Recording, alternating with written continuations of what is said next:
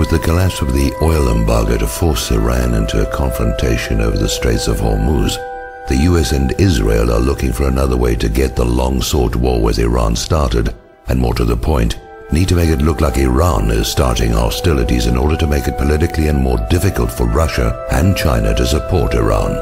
Now, recall that Israel has a past history of attacking US warships and framing others to trick the US into attacks on Israel's enemies, with the Israeli attack on the USS Liberty, initially blamed on Egypt, as the most well-known example.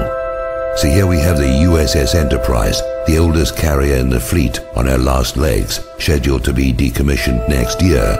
Her name is well known in part because of the Star Trek TV series. Decommissioning a nuclear aircraft carrier is a very expensive process.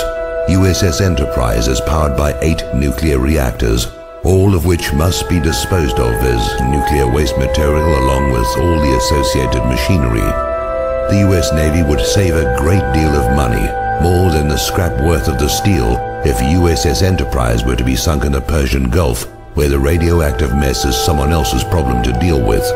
So why send an ancient warship at the end of a useful life into harm's way? The same reason Franklin Roosevelt moved a bunch of obsolete warships from San Diego to Pearl Harbor, while their newer carriers and warships were well away from Hawaii on December the 7th, 1941. Israel has 3 Dolphin submarines, given to her by Germany.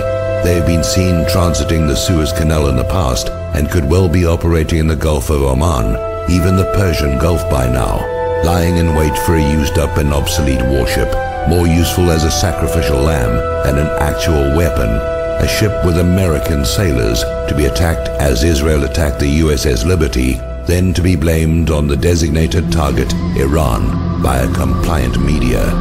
If you agree with this analysis, please post this video everywhere you see this carrier story. If we can make them doubt a false flag will be believed, maybe they'll call it off.